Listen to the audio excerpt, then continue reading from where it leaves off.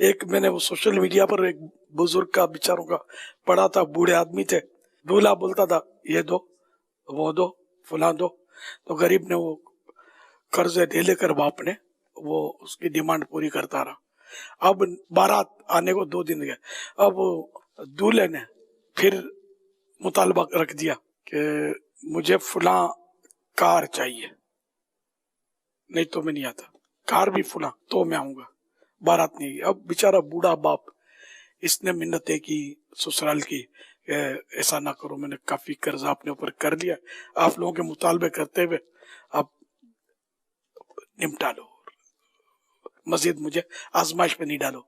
लेकिन वो दूल्हे मियाँ अड़ी पे थे, मैंने जाना ही नहीं है। हाँ, नतीजा ये हुआ कि बूढ़े बाप की फिर वो पंखे से लटकी हुई लाश मिली, बिल्कुल दिल बर्दाश्त होकर उसने खुदकुशी कर ली। सच्चा वाकया ये बयान किया गया था, और फंदे से लटका हुआ पंखे से एक बूढ़ा शख्स भी, उसमें तस्वीर भी थी उसकी, अब अल्लाह बेहतर जाने।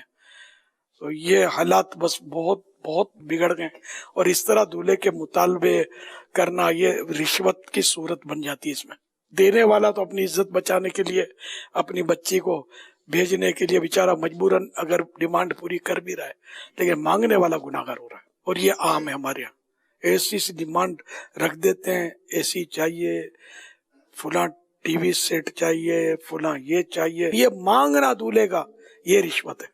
अल्लाह अल्लाह अल्लाह मेरे महबूब की उम्मत पर रहम फरमाए।